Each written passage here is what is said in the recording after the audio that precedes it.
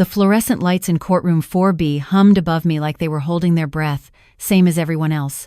I sat with my hands flat on the table, pressing down hard so no one could see them shake. My attorney, Mr. Alvarez, was reviewing his notes beside me, but I could tell even he was nervous. Across the aisle, my husband sat with his lawyer, Mrs. Whitfield, both of them looking like they'd already won. He had that look on his face, the one I'd seen 1,000 times. The look that said he was smarter than everyone in the room and we were all just waiting to realize it. Then the doors at the back of the courtroom opened, and my grandson walked in. Mason was 14, tall for his age, wearing a button-down shirt I'd never seen before. He was carrying a laptop under his arm like it was a shield. My daughter Sarah stood up from the gallery, confused. "Mason, what are you doing here? You're supposed to be at school." He didn't answer her. He walked straight down the center aisle, past the rows of wooden benches, past his grandfather who turned to look at him with narrowed eyes, and stopped in front of the judge's bench. "Your Honor, my name is Mason Brennan. I'm the grandson. I have something the court needs to see." Judge Patterson, a man in his early 60s with reading glasses perched on his nose, leaned forward. "Young man, this is a legal proceeding. You can't just—" "I know, sir, but my grandfather has been lying, and I can prove it." Mrs. Whitfield shot to her feet. "Your Honor, this is completely improper. I'm going to ask." Judge Patterson held up one hand. He looked at Mason for a long moment, then at me, then at my husband. I watched my husband's jaw tighten. Just barely, but I saw it. "Let's hear what the young man has to say," the judge said. When Mason opened that laptop and turned the screen toward the judge, my husband gripped the edge of the table so hard his knuckles turned white. But let me go back. Let me tell you how a 64-year-old woman and a 14-year-old boy ended up turning a courtroom upside down. 4 months before that day, I was standing in the laundry room of the house I'd lived in for 36 years, folding my husband's shirts. Not just folding them the way he required. Collar flat, sleeves tucked back exactly twice, then folded in thirds. If the creases weren't symmetrical, he'd drop the shirt on the floor and walk away without a word. That was worse than yelling. The silence. The way he could make you feel like you'd failed at the simplest task on earth. "Eleanor," his voice came from the living room. "Did you call the landscaper about the front hedges?"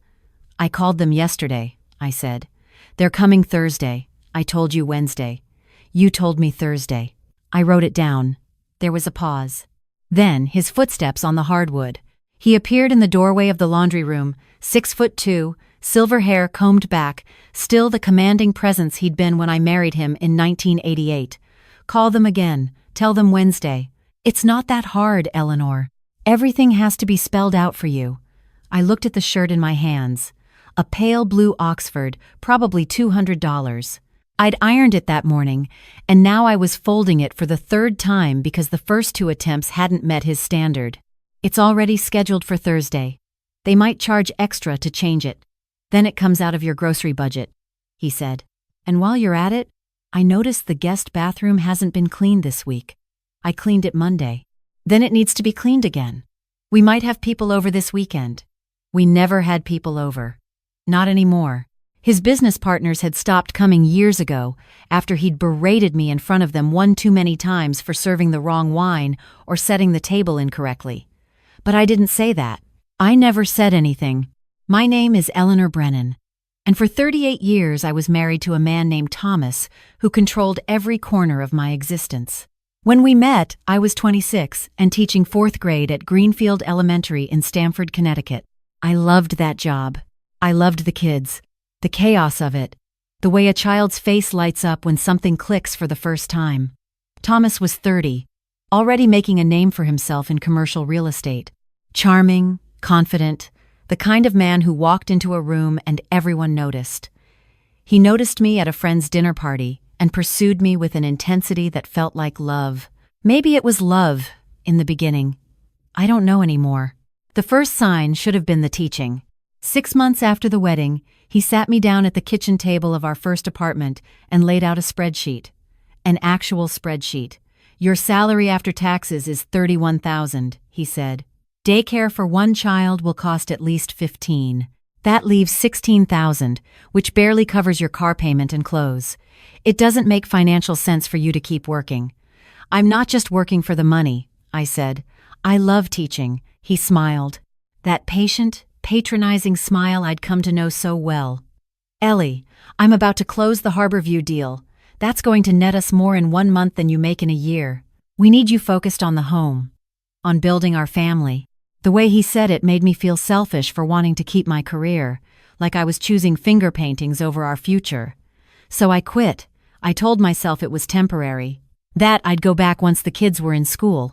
But by the time Sarah was 5, Thomas had built a real estate empire, and my role had been permanently reassigned.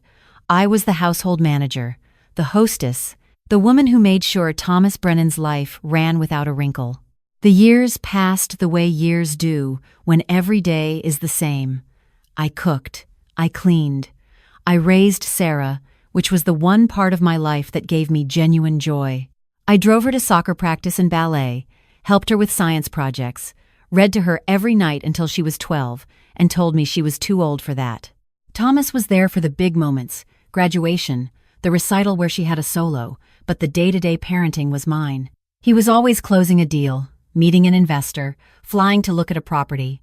And when he was home, the house had to be perfect. Dinner at 6:30, not 6:35. His home office was off limits. I wasn't to touch his desk, his files, his computer. Not because there were secrets, he said, because he had a system. Around the time I turned 50, my sister Ruth started saying things. Gentle things at first. Ellie, does Thomas ever let you make decisions? Then more direct. The way he talks to you isn't normal. You know that, right? And finally, bluntly, over coffee at her kitchen table in New Haven, he's abusive, Ellie. Not with his fists, but with everything else. He controls your money, your time, your friendships. When's the last time you did something just because you wanted to? I couldn't answer that question. I literally could not think of a single thing I'd done for myself in over 2 decades.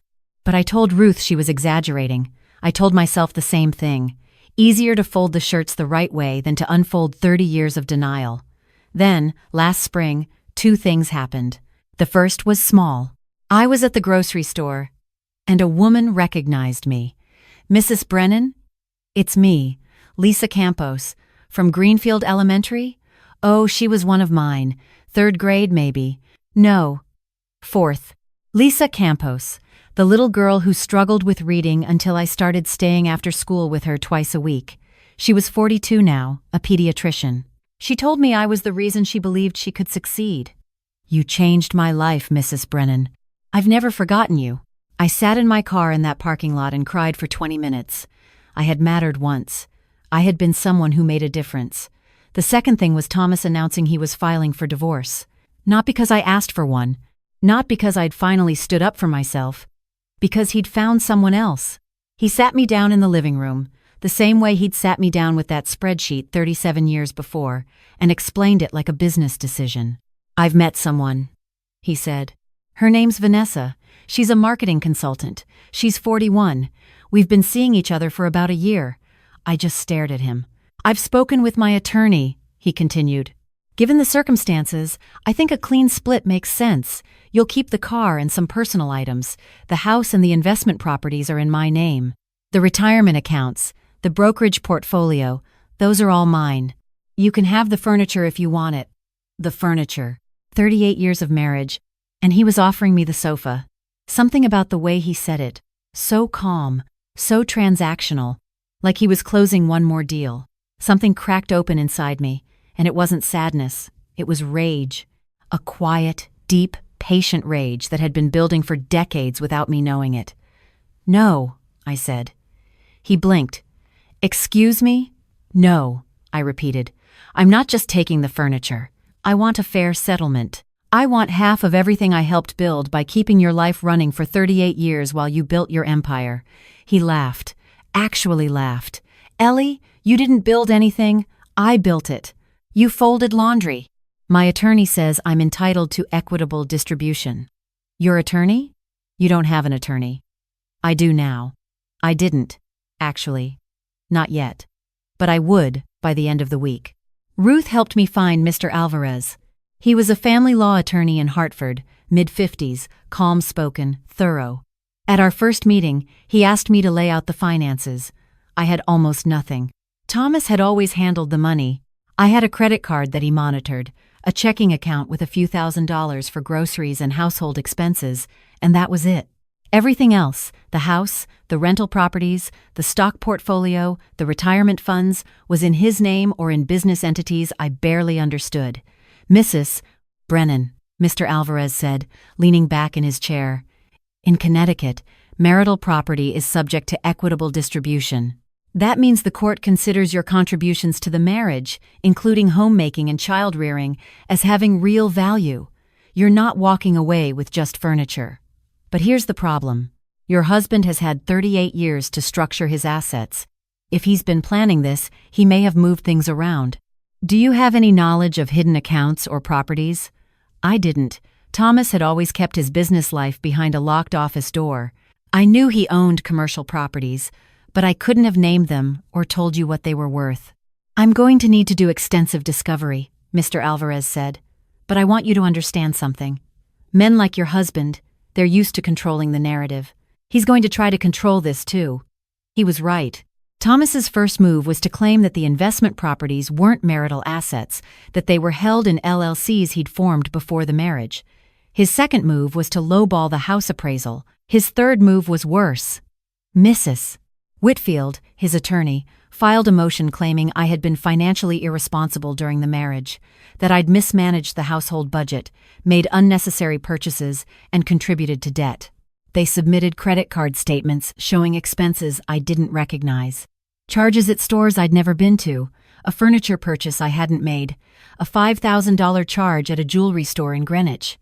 That's not mine, I told Mr. Alvarez, staring at the statements. I've never been to that jewelry store. I've never bought furniture without Thomas approving it. He's fabricating this. Can you prove it? I couldn't. The cards were in my name. Thomas had set them up that way years ago. For your convenience, he'd said. Now I understood it was a trap he'd been building for years, or at least a tool he could weaponize when the time came. I moved in with Sarah and Mason 3 weeks after the divorce was filed. Sarah was 36, a nurse at Bridgeport Hospital, divorced herself 2 years earlier. She understood what I was going through in a way that made me realize she'd seen more of my marriage than I'd thought. I always knew, Mom, she told me one night, after Mason had gone to bed. I knew something was wrong, but you seemed like you were handling it. I thought if you needed help, you'd ask. I was too ashamed to ask, I admitted. I thought it was my fault, that I wasn't good enough. That's what he wanted you to think, she said. Mason's room was down the hall from the guest room where I slept, and in the mornings, I'd hear him getting ready for school. He was a quiet kid. Thoughtful. The kind of teenager who actually listened when adults talked, which, looking back, was the whole problem, or rather, the whole solution. Because Mason was listening the afternoon, Thomas showed up at Sarah's house uninvited 3 weeks before the hearing. I was out with Ruth. Sarah was on a shift at the hospital. Mason was supposed to be at a friend's house, but he'd come home early with a headache. He was in his room when he heard the front door open. Thomas had a key. Sarah had never gotten it back after the separation. Mason told me later that he almost called out, thinking it was me or his mother coming home, but something made him stop. He heard Thomas talking on the phone in the kitchen. Loud, confident, the way Thomas always talked when he thought no one important was listening. Mason crept to the top of the stairs and listened. And then, on an instinct he still can't fully explain, he started the voice recorder on his phone. What he captured was 7 minutes and 43 seconds of Thomas talking to someone named Gerald, who, we later learned, was his business partner. Listen, I've already moved the Westfield property into the new LLC. Gerald, it's in Vanessa's name. No judge is going to trace it. That's 6 units, $2.1 million at current market. Gone. Clean. Along with the Darien portfolio, the storage facility in Meriden, we're talking maybe $4.5 million that Eleanor's lawyer will never find. And get this, I pulled the Schwab account last month. Liquidated 2/3 of it. Cash, Gerald. Sitting in a safe deposit box right now that my dear wife doesn't even know exists. Her lawyer can subpoena all he wants. You can't find what isn't there. Gerald said something Mason couldn't make out, and Thomas laughed. She's going to walk away with maybe the house equity and whatever's left in the retirement account. Call it 600,000. After 38 years, she'll think she won. And I'll still have everything that actually matters. Mason sat at the top of those stairs, barely breathing, his phone recording every word. He didn't fully understand everything he was hearing. He was 14. He didn't know what an LLC was, or what liquidating a Schwab account meant. But he understood this. His grandfather was stealing from his grandmother and bragging about it. Mason didn't tell me. He didn't tell Sarah. Not right away. Instead, he did something that still amazes me when I think about it. He went to the public library after school the next day and spent 3 hours researching. He looked up what LLCs were, how property transfers worked, what a Schwab account was, how hidden assets could be found in divorce cases. He was a freshman in high school. He should have been worrying about algebra and whether the girl in his English class liked him. Instead, he was teaching himself forensic accounting from library computers. Over the following 2 weeks, Mason gathered more. When Thomas came by the house 2 more times, trying to intimidate Sarah into pressuring me to settle, Mason recorded every conversation from upstairs. In one of them, Thomas told Sarah directly that I was being delusional if I thought any judge would give me more than a token settlement. "Your mother has no evidence of anything," he said. "I've made sure of that. Every property, every account, it's all structured through entities she's never heard of. My lawyers have been building this architecture for years. For years. He'd been planning this while I was folding his shirts, while I was making his coffee exactly the way he liked it, while I was cleaning the guest bathroom for the 2nd time in a week because we might have people over. He'd been systematically hiding our marital assets and building a legal fortress designed to leave me with nothing. Mason also found something else. Thomas had been careless one afternoon and left his briefcase at Sarah's house after an argument. Before Sarah got home and noticed it, Mason opened it.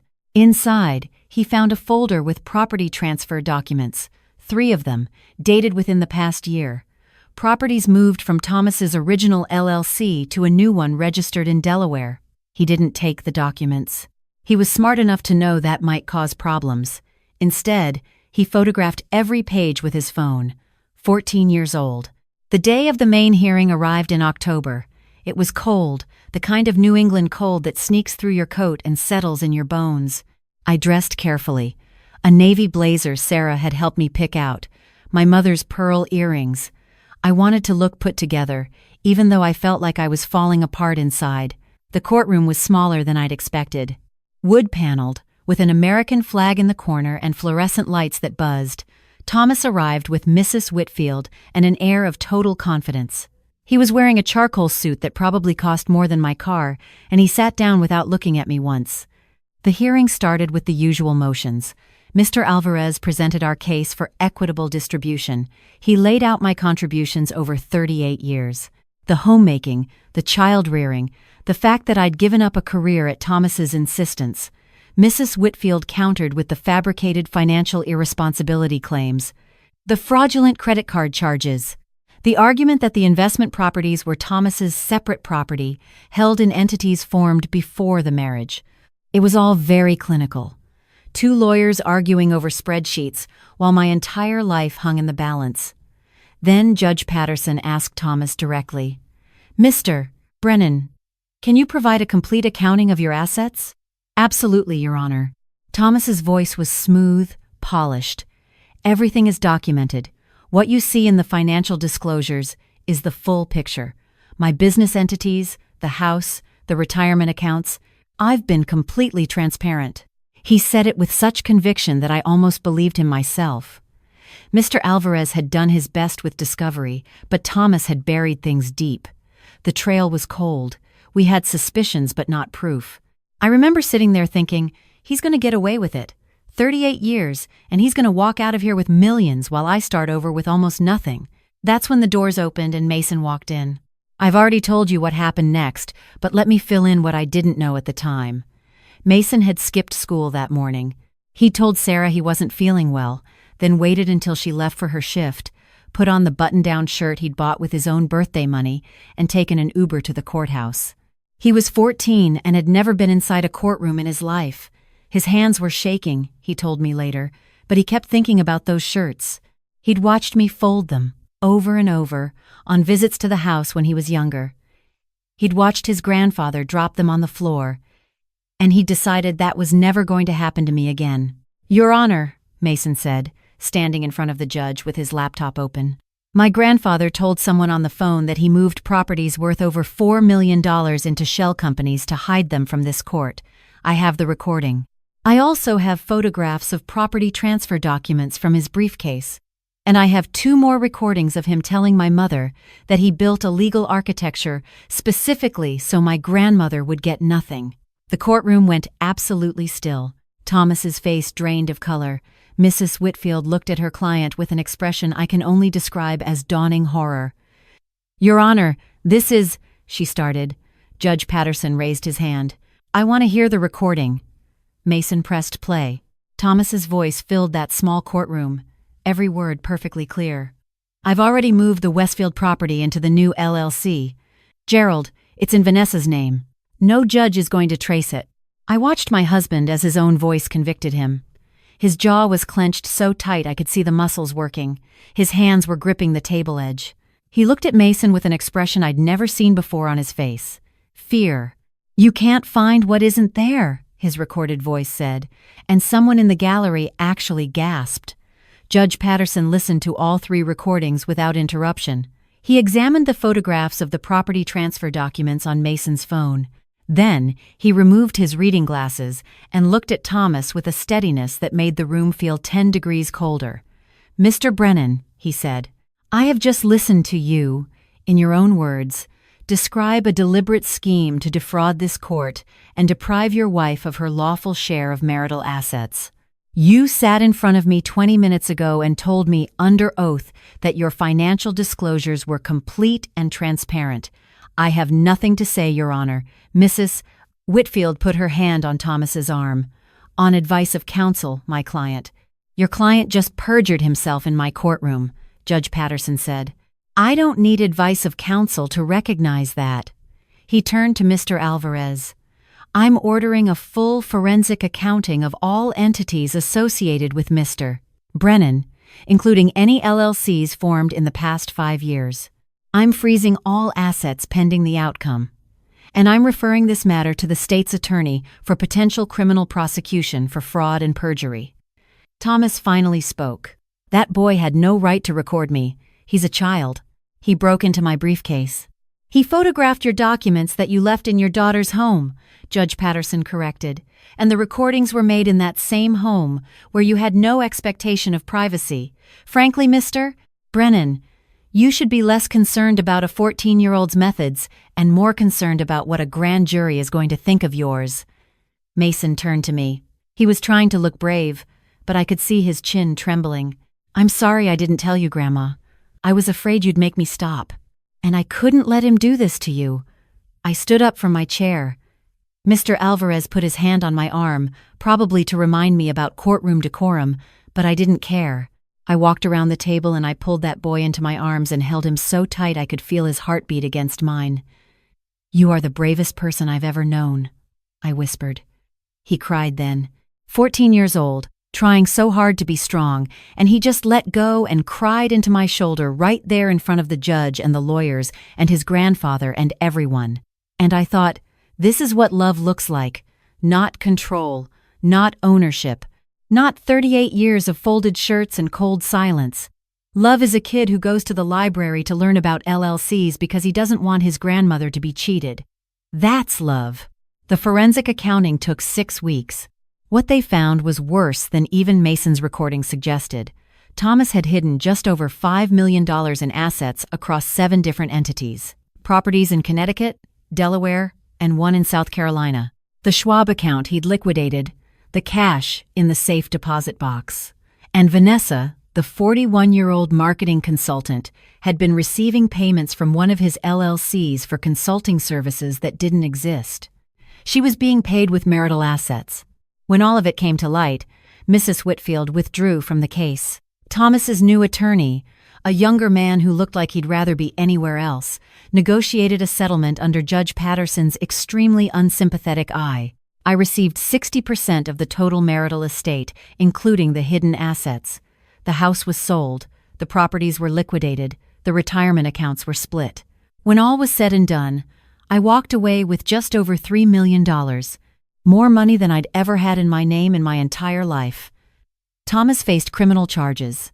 The last I heard, he'd pleaded to a reduced charge and was doing community service and paying fines. Vanessa was gone, apparently uninterested in a man whose empire had crumbled. I didn't feel satisfaction exactly. I felt something quieter than that. I felt like I could breathe. That was 8 months ago. I'm 65 now. I live in a 2-bedroom cottage near the water in Mystic, Connecticut. It has a garden and a sunroom where the morning light comes in gold and warm, and I've set up a little area where I paint. Watercolors, mostly. Landscapes of the harbor. The boats. The way fog sits on the water in the early morning. I'm not very good yet, but I'm getting better. Ruth comes down from New Haven every other weekend, and we have coffee and talk about everything and nothing, and nobody tells me I can't. I went back to volunteering at a school. Not teaching. Not yet. But I help with the after-school reading program at Mystic Elementary 2 afternoons a week. There's a little girl named Amara who reminds me of Lisa Campos. Struggles with reading, but lights up when she gets a sentence right. I stay late with her sometimes. Sarah says I'm overdoing it. She says I should rest, travel, enjoy my freedom, and I will. But right now, sitting in that tiny chair in that school library, watching a child's face when the words start making sense, I remember who I was before Thomas. I remember who I've always been. Mason comes over for dinner every Wednesday. He's doing well in school. Better than well, actually. He told me last month he wants to study law. Not corporate law, he said. I want to help people who can't help themselves. People like you, Grandma. I told him he was going to be extraordinary. He already is. Sometimes, late at night, I sit in my sunroom and look out at the water and think about those 38 years. The shirts folded in thirds, the coffee that was never hot enough, the silence that was worse than shouting. I lost a lot of time, I know that. But I think about what Ruth said to me the week after the hearing, when I was still in shock, still trying to process everything that had happened. She said, "Ellie, you didn't lose 38 years. You survived them, and now you get to live." She's right. I'm 65 years old. I live in a cottage by the water. I paint. I help children read. I have coffee with my sister whenever I want. I have a daughter who loves me and a grandson who fought for me when I didn't know how to fight for myself. I am not the woman who folded shirts in silence. I am Eleanor Brennan. I am free, and I am just getting started. If you're watching this, and you see yourself in my story, if you're folding someone else's shirts and wondering if this is all there is, I want you to know something. It's not too late. It's never too late. Sometimes the person who saves you is the one you least expect. Sometimes it's a 14-year-old boy with a phone and a library card and a heart bigger than any courtroom. And sometimes the bravest thing you'll ever do is say one small word: no.